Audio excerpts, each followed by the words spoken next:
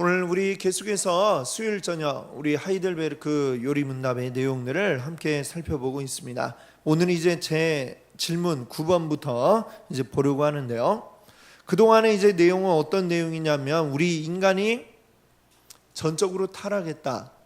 전적으로 부패한 존재다라는 이 사실에 대해서 이야기를 했고요. 그 아담과 하와가 죄 지음으로 인해서 그 죄의 결과가 우리 모든 인류에게 미치게 되었다라고 하는 이 사실을 이제 이야기를 했습니다. 그리고 지난번에 이제 우리 그 질문 8번에 이제 마지막 그 내용이 뭐였냐면요. 그 질문 8번이 이렇게 묻고 있어요. 인간이 그토록 부패되어서 우리는 완전히 어떤 선한 일도 할 수 없고 모든 악한 일에만 기울어져 있습니까? 우리 사람은 부패하고 타락해서 죄를 짓는 대로만 가게 되어 있느냐라고 이렇게 물었죠. 그리고 거기에 대한 답은 뭐였냐면 성령으로 거듭나지 않는 한 그렇습니다. 이렇게 얘기를 했어요. 자, 그러면 우리 자연적인 그 사람에게 이제 자연 상태의 사람, 거듭나지 않은 성령으로 거듭나지 않은 모든 사람들은 하나님이 우리에게 주신 어떤 율법도 우리가 따를 수 없다라고 한다면, 자, 오늘 질문은 그래서 뭐냐? 그러면 인간이 실행할 수도 없는 율법을 지키도록 요구하시는 것은 하나님께서 인간에게 잘못 행하시는 것이 아닙니까? 왜 지킬 수도 없는 걸 우리 보고 지키라고 하느냐? 이게 맞는 겁니까?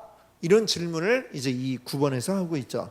자, 답을 한번 질문 9번에 대한 답을 한번 같이 읽어볼게요. 절대로 그렇지 않습니다. 하나님께서는 인간이 율법을 지킬 수 있도록 만드셨습니다. 그러나 인간이 마귀의 선동에 의해서 의도적으로 불순종을 함으로 자신과 자신의 모든 후손에게서 율법을 지킬 수 있는 능력인 하나님의 선물을 박탈시켰습니다. 아멘. 자, 이게 무슨 내용입니까? 자, 한번 볼게요. 하나님은 왜 우리에게 실행할 수도 없는 율법을 주셨느냐?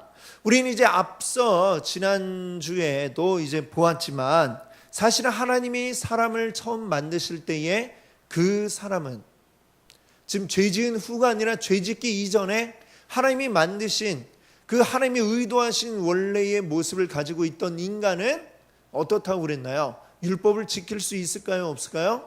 지킬 수 있다라고 말씀을 드렸습니다. 하나님께서 그 자신의 형상대로 사람을 만드셨고 그 하나님의 형상 따라 지음받은 우리들은 하나님이 원하는 바를 충분히 할 수 있는 그런 상태로 만들어졌다라고 말씀을 드렸죠. 그런데 그것이 어떻게 되었어요? 우리 사람이 어떻게 했습니까? 마귀의 꾀에 넘어가서 어떻게 보면 마귀와 야합에서 함께 그냥 한통속이 되어가지고 하나님께 배신을 한 거죠. 배반을 때린 겁니다. 자, 그렇게 됨으로써 어떻게 되었어요? 스스로 비참함의 상태에 빠지게 되고 우리 안에 있던 하나님의 형상은 파괴되어지고 더 이상 하나님의 율법을 우리 스스로의 힘으로 지킬 수 없는, 도저히 선을 행하고자 해도 행할 수 없는 이런 상태가 되어버리고 말았다. 이렇게 말씀을 드렸습니다. 그러니까 이것은 하나님께서 애초에 우리에게 그렇게 되도록 만드신 게 아니라 사실은 사람이 자초한 결과다라는 것을 우리가 알아야 되겠죠. 자, 또 한 가지 기억할 것은 우리에게 선을 행할 능력이 없다라고 하는 이 말은 그렇다고 해서 우리에게 아예 자유의지라는 게 없어져 버렸느냐라고 하면 그런 건 또 아니죠. 여전히 우리에게는 자유의지라는 게 남아 있습니다. 아담이 자유의지로 선과 악을 알게 하는 나무의 열매를 따먹었고 그리고 그 이후로도 여전히 우리에게는 자유의지라고 하는 게 있어요. 그런데 다만 이것도 말하자면 죄로 인해서 변질된 거죠. 변질이 되어가지고 우리에게 선을 행하고자 하더라도 선을 행할 수 있는 그러한 자유의지가 남아있지 않은 상태다. 이렇게 이야기할 수가 있겠습니다. 선을 행하고자 하는 마음이 사실은 들지도 않는 게 이 죄지은 자연 상태의 인간의 모습이라고 할 수가 있는 거죠. 그러니까 우리에게는 자유의지의 선한 면이, 선과 악의 면이 있다고 한다면 선을 추구하고자 하는 그 면이 파괴되었다, 이렇게 말할 수가 있습니다. 그래서 우리의 의지도 어떻게 되었어요? 이제는 무엇을 따라가게 됩니까? 계속해서 죄를 따라가게 되는 이러한 상태에 빠지게 되었다라고 하는 것을 우리가 알 수가 있습니다. 그렇다면 성령으로 거듭나지 않은 상태에서도 하나님께서는 왜 우리 인간들에게 그러면 율법을 요구하시고 율법을 주셨느냐 라고 하는 게 이제 우리의 질문이 되겠습니다. 자, 하나님께서 우리에게 계속하여 율법을 요구하실 수밖에 없는 이유는 하나님의 중요한 속성 때문이죠. 하나님의 중요한 속성 가운데 하나 뭐예요? 하나님은 공의의 하나님이시라는 거죠. 하나님은 공의의 하나님, 반드시 죄를 넘겨두지 아니하시고 그 죄를 짓는 것을 가만히 내버려 둘 수 없는 게 하나님의 속성입니다. 하나님은 공의의 하나님이시기 때문에 우리에게 그 공의를 따라서 이 공의에 합당한 행동을 할 것을 우리에게 요구하시게 되는 것이죠. 자, 그런데 우리 사람에게, 거듭나지 않은 사람들에게, 우리 앞에 그 8번 질문에서 성령으로 거듭나지 않는 한 계속해서 죄 지을 수밖에 없다라고 그랬죠. 그런데 이 거듭나지 않은 자에게 이 율법이 하는 특별한 기능이 있습니다. 자, 거듭나지 않은 자들을 우리가 둘로 나누어 볼 수가 있어요. 성령으로 거듭나지 않은 자들을 둘로 나눈다면 어떻게 나눌 수 있을까요? 그들 가운데는 하나님께 선택받은 자들, 아직 거듭나지 않았으나 앞으로 거듭나야 할 자들이 있겠죠. 또 한 부류는 어떤 자들일까요? 그렇다면 선택받은 자가 있으면 선택받지 못한 자들이 있다라고 우리가 이해할 수 있겠습니다. 그럼 이 두 부류에게 이 율법이 각각의 역할을 하게 되는데요.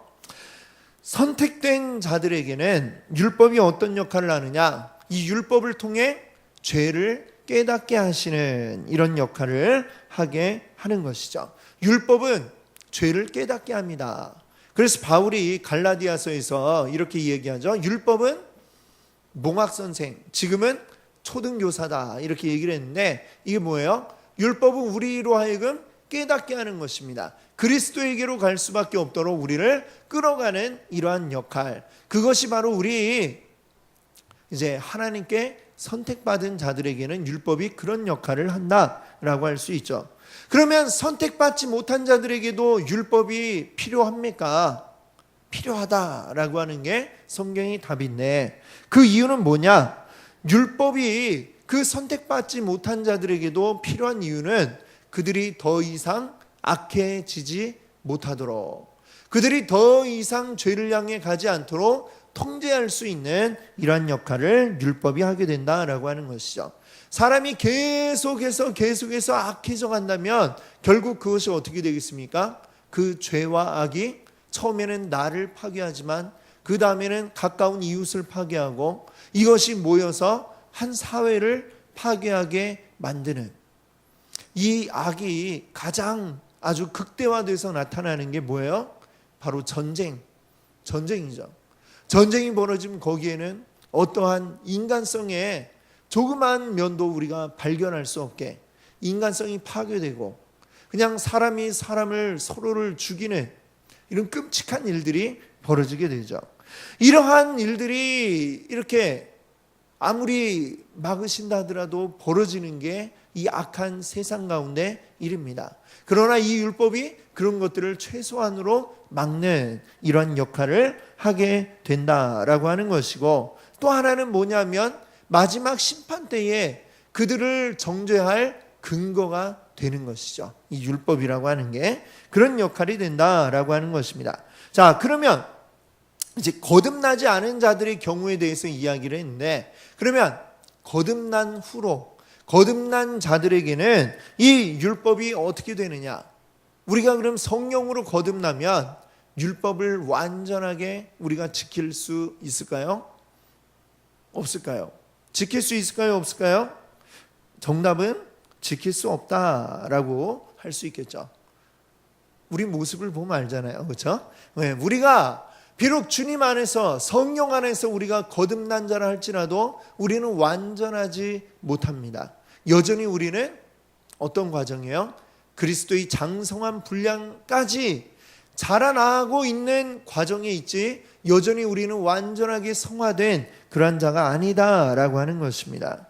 그러나 우리가 어느 정도는, 그 율법의 어느 정도는 우리가 행할 능력이 되는 것이고, 그리고 이것을 다 지키는 것이, 이게 하나님 나라에서의 이것이 이제 윤리다라는 사실을 우리가 알아야 됩니다. 그리고 율법은 우리 거듭난 자에게는 비록 우리가 이것을 완전하게 다 우리가 행하지 못한다 할지라도 이것을 향하여, 이것을 바라보고 우리가 이것을 지키기 위해 달려나가는, 하나님 나라에서 다 이렇게 살아가겠지, 이걸 늘 기억하면서 그렇게 되기를 소망하며 살아가기 위한 하나의 기준이 된다라고 하는 것이죠. 그리고 그것을 할 수 있는 것은 우리 육신의 힘으로 되는 것이 아니라 오직 무엇으로 됩니까?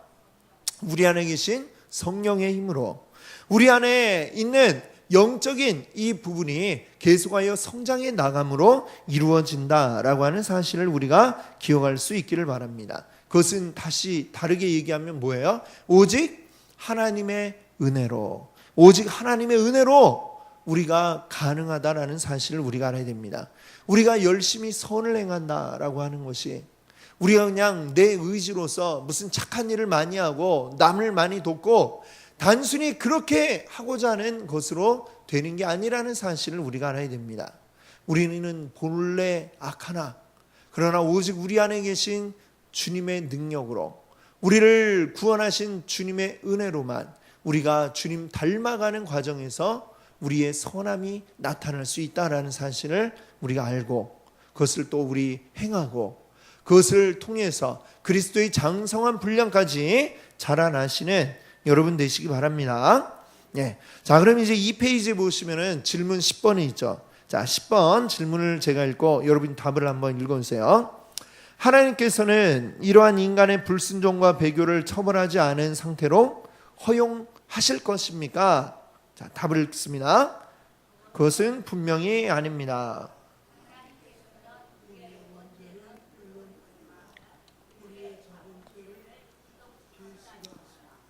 따라서 하나님께서 공정한 심판으로 그것들을 현재에서 그리고 영원히 처벌하실 것입니다. 하나님께서는 갈라디아서 3장 10절에서 다음과 같이 선언하셨습니다. 무릇 율법 행위에 속한 자들은 저주 아래에 있나니 기록된 바 누구든지 율법책에 기록된 대로 모든 일을 항상 행하지 아니하는 자는 저주 아래에 있는 자라 하였음이라. 아멘. 그렇습니다. 여기에서 이제 질문은 뭐예요? 우리가 도저히 선을 행할 수 없는 그런 자들이다 라고 한다면, 그러면 우리 어차피 다 지킬 수 없는데, 지킬 수 없는 대로, 하나님 말씀 지킬 수 없는 그대로 그냥 내버려 둘 겁니까? 답을 보면 뭐라고 그래요? 그렇지 않다라고 얘기하죠. 하나님은 어떤 분이세요? 죄를 지독히도 싫어한다라고 했습니다. 원죄나 자범죄, 원죄는 우리가 본래부터 가지고 있는 죄죠. 우리 인간이라면 가지고 있는 죄이고, 자범죄는 내가 살아가면서 스스로 계속하여 짓고 있는 죄들입니다. 모든 죄를 하나님은 싫어하십니다. 지독히도 싫어하신다라고 이렇게 표현을 하고 있네요. 자, 하나님은 죄를 싫어하시기 때문에 죄에 대해서 반드시 어떻게 하실까요? 반드시 심판하신다라고 하는 것입니다. 왜냐하면 죄는 하나님에 대한 도전이기 때문에 그렇습니다. 하나님의 거룩하심, 하나님의 의, 하나님의 권위에 대한 도전이 바로 죄라고 하는 것이죠. 아담과 하와가 처음 지었던 그 죄를 생각해 보세요. 그들이 뭐 했죠? 하나님과 같아지고자 하는 마음으로, 하나님처럼 눈이 밝아지리라 하는 마음으로 선과 악을 알게 하는 나무의 열매를 먹었다 라고 하지 않습니까? 하나님을 무시하고 내가 하나님과 같아지겠다라고 하는 이 생각, 이게 바로 죄라고 이야기하는 것입니다.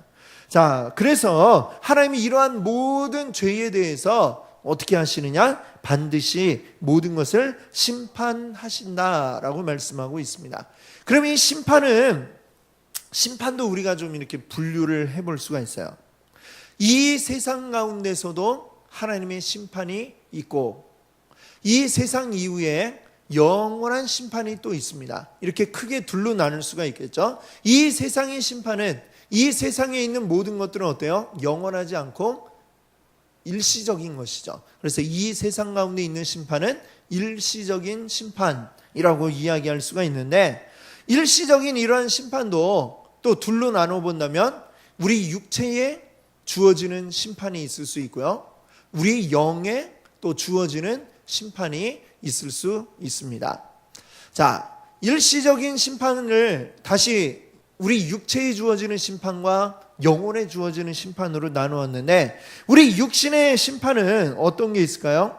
이 죄 지은 자에게 하나님이 그들을 부끄럽게 만드시고 아프고 또는 고통스럽게 만드시는, 자, 우리가 병에 걸리는 게 뭐 다 심판의 결과냐? 그렇지는 않겠지만 심판으로 주어지는 병도 있다라고 할 수 있습니다. 그래서 어떤 병이라든지 또는 빈곤이라든지, 사실은 이 세상에 그게 딱히 그 사람만의 죄다라고 할 수는 없지만 이 세상에 가득한 악이 만들어내는 결과가 빈곤이나 기아, 또 그로 인한 또 여러 가지 질병들, 이런 것들이 생겨나는 이유가 뭡니까? 우리 인간의 죄가 결국은 만들어낸 것들이죠. 근데 병에 걸렸다고 해서 딱 그 사람 보고 야, 네가 죄 지었다, 이렇게 이야기할 수는 또 없다라는 것을 알아야 됩니다. 그렇게 해서 우리가 정죄하면 안 되고, 그 죄의, 이 세상에 가득한 죄의 결과들이 결국 우리에게 계속해서 지속적으로 질병이나 또는 기아와 빈곤, 이러한 것들이 이 세상에 가득하게 만들어내었다라는 것으로 우리가 이해할 수 있기를 바랍니다. 자, 또 영적인 심판이 있다고 그랬죠. 우리 육체에 가해지는 심판이 아니라 영적인 심판. 하나님의 영적인 심판은 뭘까요? 죄인임에도 불구하고 자신의 비참함을 깨달아야 되는데 그 비참함을 알지 못하고 계속해서 죄에 머물러 있는 상태, 이것이야말로 하나님의 심판이다, 이렇게 말할 수 있을 것입니다. 너무나 비참한 상태에 있는데 이게 비참한지 모르는 거예요. 그래서 계속해서 죄 짓게 되는 것입니다. 그거야말로 정말 비참한 상태이죠. 정말 이 세상 가운데 만연한 어떤 이러한 모습들이 이미 하나님의 심판으로 우리 인류에게 주어져 있구나라고 하는 사실을 우리가 알아야 되겠습니다. 그것이 바로 이 세상 가운데 지금 내리고 있는 현재적인 심판이라고 한다면, 앞으로 영원히 이 죄에 대해서 주어질 영원한 심판이 있습니다. 그것들은 어떤 것이에요? 마지막 날 하나님께서 모든 죄인들에 대하여 내리실 심판, 그것은 불의 심판이요 지옥의 심판이라고 우리가 이야기하는 것이죠. 그 죄에 대한, 충분히 하나님께서 회개할 기회를 주었으나 회개하지 않은 자들에 대하여 결국에는 영원토록 그 죄에 대한 심판을 받게 될 것이다, 이렇게 이야기합니다. 결국 이 심판이라고 하는 건 뭐냐? 심판의 본질은 저주다라고 이렇게 이야기할 수 있습니다. 하나님으로부터 떨어진 것이죠. 하나님으로부터 분리되고 떨어져 나가는 이 상태가 곧 저주다라고 하는 사실을 알아야 되겠습니다. 영원한 심판은 그러니까 뭐예요? 영원히 하나님 나라에 가지 못하고 영원토록 하나님과 떨어져 있는 비참함의 상태가 영원토록 계속되는 것이다, 이렇게 우리가 이해할 수 있겠습니다. 자, 이 모든 심판은 하나님의 공의에 의해서 우리에게 주어진다라고 하는 사실을 우리가 알아야 되겠습니다. 그리고 하나님께서는 이 저주 가운데도 모든 인류를 그 저주 가운데 내버려 두시는 게 아니고요, 그 가운데 또한 택한 자들을 하나님께로 부르신다라고 하는 사실을 알아야 되겠습니다. 그리고 하나님 부르실 때에 어떻게 부르십니까? 그리스도를 통하여, 예수 그리스도를 통해서 우리를 부르신다라고 하는 것이죠. 하나님의 우리의 죄의 비참함을 알게 되면 거기에서 그 비참함과 그 결과로 인한 하나님의 심판에 대해서 우리가 알게 되고요. 그것을 알게 될 때에 우리는 어떻게 합니까? 그러면 어떻게 이 죄의 비참함과 심판으로부터 벗어나게 될 것인가? 찾아보면 바로 하나님께로 가야 우리가 된다는 것을 알게 되죠. 그래서 하나님 앞에, 그리고 그 하나님께로 나아가는 길은 예수 그리스도를 통해서라고 하는 사실을 우리가 깨닫고 예수 그리스도를 믿음으로 우리가 하나님 앞에로 나아가서 하나님의 구원에 이르게 된다는 사실을 여러분들 다 믿으시기 바랍니다. 아멘. 자, 그러면 3페이지 이제 11번 질문을 볼까요? 자, 앞에서 이제 그 10번에서 하나님의 죄에 대해 반드시 벌하신다 이 얘기를 했어요. 그랬더니 11번이 이제 묻습니다. 그렇다면 하나님께서는 자비로운 분이 아닙니까? 자, 거기에 대한 답을 한번 볼까요? 같이 한번 읽겠습니다. 하나님은 자비로운 분이십니다. 그러나 한편으로 공의로운 분이시기도 합니다. 따라서 하나님의 공의는 가장 높으시며 어미로우신 저지른 죄에 대해 몸과 영혼이 영원한 심판을 받아야 할 것을 요구하고 있습니다. 아멘. 네. 자, 이 부분이 많은 사람들이 어쩌면 교회에다가 대고 이제 질문을 하는 질문이기도 하죠. 안 믿는 자들 가운데 이 세상은 우리 하나님의 심판이 있을 것이다 얘기하면 그럼 뭐라고 얘기하느냐? 하나님은 사랑이라고 그러더니 심판은 또 뭐냐? 이렇게 얘기를 한다는 것이죠. 자, 죄인들은 이 하나님의 심판에 대해서 불평을 하는 거예요. 사랑 얘기할 때는 언제고 심판은 또 뭐냐? 자, 그러면 이 얘기에 우리는 어떻게 답을 해야 되느냐? 당신들은 하나만 알고 둘은 모릅니다. 사랑만 알고 왜 하나님은 공의의 하나님이신 걸 모르느냐라고 이 질문을 해야 되겠죠. 하나님의 너무나도 중요한 이 속성이라고 하는 건 하나님이 어떤 분이시냐? 하나님은 분명 사랑의 하나님이시죠. 그러나 동시에 하나님은 공의의 하나님이시다라고 하는 이 사실을 우리가 깨달아야 하겠습니다. 하나님은 너무나 자비로우시고 하나님 우리를 너무나 사랑하시지만 그 사랑 때문에 공의를 깨뜨려버리는 그것을 허용하지 않으신다라고 하는 것입니다. 하나님은 분명히 공의도 지켜야 하고 하나님은 사랑도 지키시는 바로 그러한 분이심을 우리가 알아야 하는 것이죠. 하나님은 분명히 죄에 대해서는 심판하시는 게 이게 하나님의 공의입니다. 죄가 있으면 죄에 대해서 벌을 해야만 하는 게 이게 공의입니다. 누구는 죄 지었는데 벌을 주고 누구는 죄 지었는데 벌 안 주면 그것은 공의가 아니죠. 죄를 지은 거에 대해서는 다 똑같은 죄에 대한 값을 치러야 되는 게 이게 공정한 하나님의 의다라고 이야기하는 것입니다. 자, 그러나 이 하나님의 공의 앞에 하나님의 사랑, 하나님의 자비를 근거로 이 하나님의 심판하심에 대해 뭔가 이렇게 반대할 근거가 있어요. 자, 그러나 이것은 모든 자에게 주어진 게 아닙니다. 오직 하나님에 의해 선택된 자들에게 주어진 것이다 라고 하는 사실을 알아야 되겠습니다. 하나님께 선택받은 자들만 오직 특별한 구원의 은혜를 우리가 받음으로 그 사랑을 힘입을 수가 있는 것이죠. 하나님의 공의와 하나님의 사랑, 이것은 뗄 수 없는 것이고 어떻게 보면 동전의 양면과도 같은, 앞면과 뒷면과도 같은 그런 것이다 라는 사실을 우리가 이해하지 않으면 안 되겠습니다. 분명히 이 두 가지는 사실 서로 상충하는 면이 있죠. 서로 부닥칩니다. 하나님 우리를 너무 사랑하세요. 근데 우린 죄를 지었어요. 그래서 하나님 우리를 벌 줘야 돼요. 벌 주면 영원히 우리와 함께 할 수가 없어요. 그러니까 또 우리를 사랑하고, 그러니까 이 두 가지가 함께 어우러진다는 게 이게 정말 사실상은 너무나도 어려운 일이죠. 하나님은 공의의 하나님이시면서 동시에 사랑의 하나님이시기 때문에 그렇습니다. 그러나 하나님은 이것을 위하여 어떻게 하신 거예요? 이것을 해결하기 위해서 대신 우리 대신에 그 벌을 직접 하나님 자신이 받은 겁니다. 하나님이 대신하여서 우리를 대신해서 벌을 받은 거예요.